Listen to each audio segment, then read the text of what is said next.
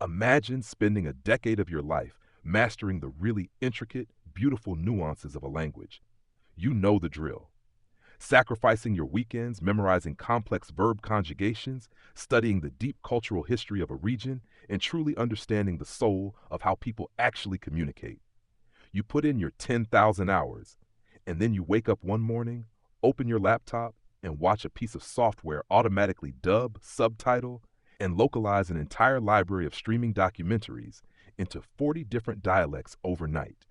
It does it all for the cost of a few cups of coffee, which is just wild to think about. Honestly, it is terrifying.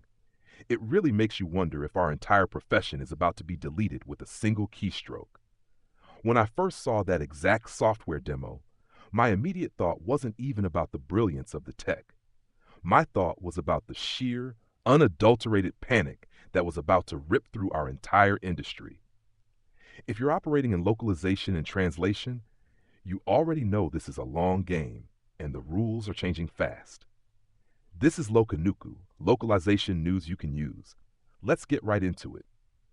If you are commuting right now or walking your dog, you have probably had a client email you this exact week asking a very uncomfortable question. They want to know why your project quote is, say, $10,000 when a large language model can theoretically do it for free in 3 seconds. The classic, why should I pay you for this email? That is the exact conversation I'm going to arm you for today. The panic out there is palpable. People are looking at generative AI, and they are assuming the game is entirely over, like the board has just been flipped. Checkmate. But what we are actually seeing in the industry, what I'm noticing for you this quarter, is a fundamental shift in how our value is perceived, how it is delivered, and ultimately what we are actually getting paid to do. Is AI going to replace our roles entirely? Or is it actually the exact catalyst that will make human expertise more valuable than it has ever been in the history of human communication? We have to confront the elephant in the room here. The sheer visceral dread that automation brings to anyone who has spent their life working with words is a very real feeling. When you see a machine pump out a highly accurate, grammatically flawless translation of a dense legal contract in the time it takes you to blink, the immediate gut reaction is just, I am obsolete. The thing you do, the thing you sell, feels like it is no longer needed. It is a completely understandable human reaction, but it is based on a flawed premise. The arrival of advanced generative AI forces a really uncomfortable but entirely necessary realization for all of us. Our value as localization professionals was never, ever just delivering translated text. For the last 30 years, that is exactly what it felt like we were doing. The workflow was literally an assembly line. You receive a file, you replace the source words with target words, you make sure the grammar is correct, and you send the file back down the conveyor belt. You are essentially a highly educated human dictionary. So if a machine can instantly translate a 500-page manual and do all that word swapping perfectly, what are you actually selling to a client today? You are selling peace of mind. You are selling strategic value, and you are providing bespoke information architecture. To use that assembly line analogy, the industry has evolved from mere word replacement to comprehensive information management. You are moving off the physical factory floor, where the parts are being bolted together by hand, and you are walking up the metal stairs into the glass control room. You are overseeing the entire highly complex ecosystem of language information. We have actually seen this exact movie play out before. Think about the architectural draftsman in the late 1980s. Before that time, a draftsman's literal job was to sit at a massive wooden table with a pencil, a T-square, and rulers, physically drawing geometric lines all day long. Then computer-aided design software like AutoCAD hit the market. Everyone panicked. They thought the machine had deleted the profession. The logic was, if a desktop computer can perfectly render thousands of complex vectors in a millisecond without ever making a math error, why do we need draftsmen? But the exact opposite happened. The profession exploded. Draftsmen didn't disappear. They just stopped doing manual arithmetic and drawing raw lines. The machine took over the manual labor of geometry. Freed from doing the raw math, those professionals became structural strategists. They started doing the high-level stuff, 3D environmental modeling, advanced structural integrity testing, urban planning. The tool did the drawing, the human did the thinking. We are experiencing the exact same shift in localization today. AI is our AutoCAD. It replaces the task, not the role. AI is replacing the repetitive task of manual word generation. Because the narrative that AI is deleting roles is just false.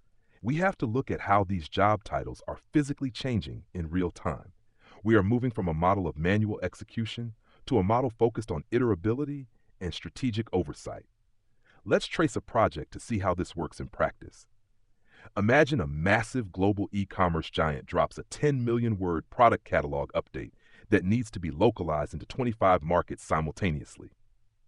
5 years ago, that text would go to a project manager who would spend a week just chopping up the file, counting the words, and manually emailing zip files to 50 different freelancers around the globe. It was a nightmare. Today, that project manager doesn't even touch a zip file, not one. Instead, they act as an automation architect. They are designing the intricate workflows that leverage AI to process that text long before a human ever looks at it. They are asking things like, how can we connect the client management system directly to our AI engine via an API? An API, by the way, is simply a software bridge that lets two different programs securely talk to each other. How do we have it pre-translated using the client-specific glossary and then automatically routed to our human experts for refinement? They are building the plumbing of the operation. Now, realistically, most project managers are highly organized communicators, not software developers. You might wonder how a non-technical PM transitions to an automation engineer without getting replaced by an IT guy. The truth is, you don't need to be a hard coder to be an automation architect anymore. The technology has evolved to low-code and no-code platforms. A modern PM uses visual drag-and-drop interfaces to connect different systems. They are basically saying, when a file lands in this folder, trigger this AI prompt, and when it's done, push it to this dashboard. The PM's value isn't writing Python scripts. Their value is deeply understanding the life cycle of a localization project. An IT guy doesn't know the first thing about translation memory hierarchies or terminology precedences, but the PM does. They are taking their domain expertise and applying it to workflow design. So, the PM builds the automated pipeline. The 10 million words flow through the AI engine and get pre-translated in minutes. Then the text lands on the desk of the traditional translator. But if they aren't typing out translations from scratch all day, their day-to-day evolves entirely. The translator evolves from a manual text converter to an AI output refiner and quality assurance manager. They are doing much higher-level cognitive work now. Instead of generating every single sentence from a blank page, they are reviewing the AI's output. They are catching the contextual errors the machine inevitably misses and enforcing the brand's unique voice. It might feel like a massive downgrade at first, like going from being a master sculptor carving marble from scratch to just being a tired critic whose only job is to polish a 3D printed statue. It sounds soul-crushing, but that completely misses the concept of iterability. Iterability is the process of repeating a workflow where every single step, every single cycle makes the underlying system slightly better than the last. The human's job is to master the iteration. You aren't just polishing a statue. You are designing the robot that sculpts. When a translator corrects a phrase, they aren't just fixing that one document. They are feeding data back into the system to train the engine. Which brings us to the localization engineer, the ones who used to spend their days fixing broken XML tags and corrupted formatting. If the AI handles the formatting now, the engineer ensures system scalability, and more importantly, they build the actual feedback loops. An AI model needs to learn. The engineer is no longer fixing code. They are managing the statistical weights of the AI model. Let's lift the hood on how large language models actually work. An LLM doesn't understand language the way you or I do. It doesn't know what water tastes like. It is essentially a hyper-advanced prediction engine playing the world's most complex game of autocomplete based on mathematics. It predicts which word is statistically most likely to follow the previous word based on the billions of data points it ingested during its training. The weights are the mathematical probabilities assigned to those connections. If the machine translates a phrase incorrectly, it's because its mathematical probability was skewed in the wrong direction for that specific context.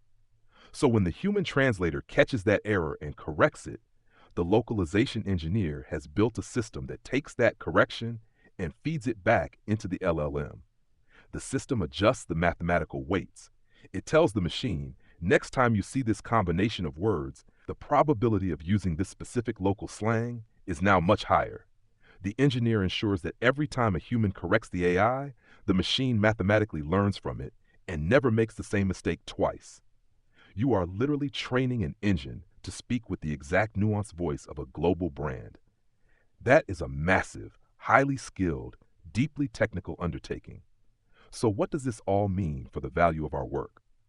If the machine is doing the literal word generation and we are just steering and adjusting mathematical weights, what makes the human's contribution worth paying top dollar for? Why is your quote $10,000? Why wouldn't a client just bypass the engineers and the refiners and go straight to the free machine? Because it's not all sunshine and rainbows. Over-relying on cheap, fast, publicly available AI leads to generic, mediocre outputs. It leads to an economic race to the bottom, creating what I call AI slop. It reads perfectly grammatically. There are no spelling errors, but it has absolutely zero personality. It's linguistic cardboard. When you see executives demanding that their entire website be dumped into a public LLM just to save money, they are making a catastrophic short-term calculation. Yes, they cut their localization budget by 90% this quarter and look like heroes to the board. But the cognitive effect that bland, soulless text has on a consumer is profound. The consumer reads the website, feels absolutely no emotional connection to the brand, and they just bounce to a competitor. They saved money on translation, but lost the sale. Mid-tier and highly regulated markets absolutely require human expertise. You cannot just dump complex material into a generic LLM and hope for the best. Hoping for the best in a highly regulated market isn't just about losing a customer, it's about catastrophic failure. Let me paint a picture for you to really illustrate why that premium quote is an absolute bargain. Imagine a client who manufactures cutting-edge autonomous navigation software for heavy-duty commercial freight trucks. We are talking about massive 80,000-pound vehicles on public highways. The interface is in English, and you need to localize the software screen for European logistics companies. The client decides to save money, so they run the software strings through a generic public large language model. The software interface has a button that says Drop Current Load. In the context of computer processing, Drop Current Load simply means to cancel a background data transfer or stop an application from consuming memory. The AI model was trained on the entire internet, with a massive chunk of data coming from coding databases and IT manuals like GitHub. Processing language strictly on a statistical level, the AI looks at drop current load and translates it into the target language using the most statistically probable IT equivalent. But let's look at the real world. You have a massive semi-truck driving 70 miles an hour down a crowded highway. The central computer screen flashes a giant red alert that literally translates to eject cargo onto the road. That is a chilling scenario. The software doesn't know the context. The AI doesn't know it's controlling a massive physical truck. It only knows statistical probability, but the human expert knows the room. The human knows the stakes. They see drop current load in an automotive glossary, and they translate it to cancel data task. That distinction doesn't just save a brand's reputation. That distinction literally prevents a highway disaster. That brings us to the ultimate reason humans remain fundamentally indispensable in this ecosystem: accountability. When things go wrong, when that autonomous truck displays a terrifying command, you cannot sue an algorithm. That is the entire crux of the industry right there. It is the bedrock of corporate risk management. Clients don't just buy words, they buy accountability. They buy a shield. Human experts act as the safeguard for data privacy, compliance, and ultimate responsibility. If a translation causes a massive lawsuit, a catastrophic PR disaster, or a physical injury, the client needs a liable entity. They need an expert professional backed by insurance and legal standing who reviewed the context and signed off on it.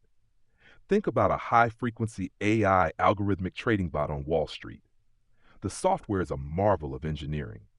It handles 99% of the daily trades. It calculates market fluctuations and optimizes portfolios faster and more accurately than any human brain ever could. But when a massive geopolitical crisis hits and the market starts flash crashing, the algorithm doesn't know what to do. It just throws an error code or executes flawed logic. In that terrifying moment, you absolutely want a highly trained senior human portfolio manager sitting at that desk, pulling the kill switch and taking ultimate responsibility for billions of dollars. In the localization industry, we are those portfolio managers. The AI runs the routine trades on clear days, but we take the controls when the market breaks. Part of being a responsible manager is knowing how to handle your most sensitive cargo, which is your data.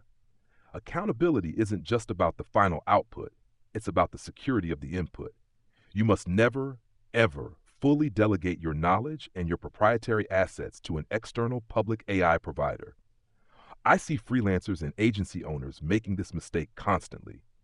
They get a highly confidential document from a client, and just to save time, they copy and paste the whole thing into a public chatbot to get a quick draft. That is a catastrophic breach of trust. If you are dumping your client's unreleased product specifications or internal financial reports into a public large language model, you are actively breaching non-disclosure agreements. You are leaking data. A lot of people think putting text into a chatbot is like doing a Google search. You search it and it just disappears. It doesn't disappear. When you use a free public AI tool, the terms of service usually state that any data you input can be ingested by the company to train their future models. Your data becomes part of the machine's permanent memory. If the AI hallucinates later, or if a competitor asks the right probing question, the AI might literally regurgitate your client's confidential information. You have completely lost control of your client's assets. This is where the localization engineer and the automation architect prove their worth all over again. There is immense premium value in building secure, customized digital fortresses. We're talking about setting up strict encryption protocols and adhering to regulations like the new EU AI Act, which requires transparency and data residency. Instead of using a public chatbot on the open web, you build a customized private LLM. You use techniques like retrieval augmented generation, or RAG. You take an open source language model, host it on your own secure localized servers, and train it purely on your client-specific, highly polished historical translation memories and glossaries. It doesn't look at the rest of the internet. It only learns from the client. This ensures the client's information remains entirely theirs. It is siloed, secure, and locks out those privacy threats. Building and maintaining that secure infrastructure is a massive value add that absolutely justifies premium pricing. We are protecting them legally with our accountability. We are protecting their data with secure infrastructure. But accountability is also about deeply understanding the human beings who are at the receiving end of this localized content. AI knows the dictionary inside and out, but humans know the room. The ultimate highest evolution of our role in this industry is stepping into the shoes of a cultural consultant. Imagine a brilliantly talented audio engineer who has tragically gone completely deaf. That is an LLM. The AI audio engineer has memorized every frequency chart ever written. It knows exactly how many decibels to boost the bass on a specific track based on historical data. But it cannot actually hear the music. It has no sensory input. It doesn't know if the final mix actually makes you want to get up and dance. The human localization expert is the one standing in the studio, feeling the bass in their chest and saying, "No, for this specific crowd on this specific day, we need to bring the vocals forward." AI doesn't live in the real world. It doesn't scroll through social media on a Tuesday morning. It doesn't feel the tension in the air of a highly contested local political election or get the nuance of a new meme. It only knows historical data up to its specific training cutoff date. If the model was trained up until January, it literally has no comprehension of a cultural event that happened in February. That is why localization professionals have to navigate shifting social relationships, local norms, changing market sentiments, and real-time cultural relevance.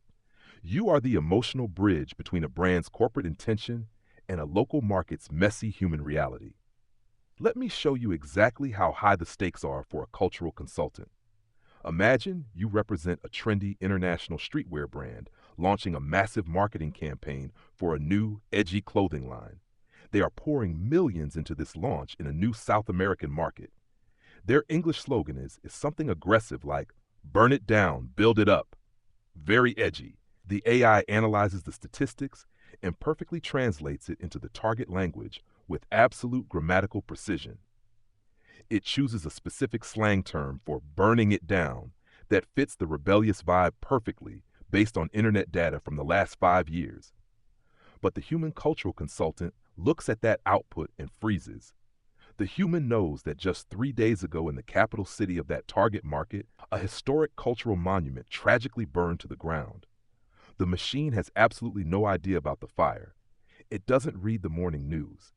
If the company bypasses the human and prints that AI translation on 10 million posters and t-shirts, they are instantly associating their brand with mocking a national tragedy. A total disaster. The AI walks you right into a multi-million-dollar brand-destroying PR nightmare. The human consultant, possessing real-time empathy and social awareness, flags the term, changes it to something culturally safe but still edgy, and completely navigates the brand around the iceberg. That right there is a service you can charge an absolute premium for. When you sit down with a client who asks why you charge $10,000, you don't talk about word counts. You tell them that story. You are billing for risk mitigation, brand protection, and high-level cultural strategy. Before we get into the final takeaways, just a reminder that you can find more insights like this, deeper explanations, and the strategies you need to survive this transition over at locanuku.com. Let's bring this all together. We have covered a massive amount of ground today. We started with the raw fear of a machine wiping out our careers. We unpacked the history of manual workflows and looked at how draftsmen survived the invention of digital rendering. We traced the life cycle of a modern project, exploring how project managers become automation architects and how localization engineers manage the mathematical weights of feedback loops. We covered the economic dangers of AI slop, the literal life or death accountability required for autonomous freight software, the mechanics of secure private LLMs, and finally, the ultimate value of the human cultural consultant who hears the music and reads the room. If I had to boil all of this complex architecture and philosophy down to its absolute essence, the core teaching is this: AI will not replace your role. It replaces the repetitive manual tasks within your role. By embracing these tools wisely, designing secure workflows, and leaning heavily into your uniquely human skills, your legal accountability, your strategic systems thinking, and your cultural consultancy, your expertise becomes infinitely more valuable. You move from being a replaceable commodity on an assembly line to being an indispensable strategic partner in the control room. I want to leave you with a final provocative thought to ponder this week as you go back to your desk. What happens in 10 or 15 years when AI systems become so advanced and interconnected that they stop merely translating our words and start inventing their own highly efficient localized slang to communicate with each other faster? We are already seeing AI agents develop shorthand. What happens when the machine develops its own culture? Will the localization professional of the future no longer be translating human languages, but rather acting as a cultural consultant hired to translate bizarre, hyper-efficient machine culture back into something human beings can actually understand? The landscape is shifting beneath our feet every single day. The future belongs to those who learn to steer the machine, not those who exhaust themselves trying to outrun it. And this was your industry update from Locanuku, localization news you can use. The biggest takeaway today is to embrace your evolution from manual translator to strategic partner. Keep steering the machine.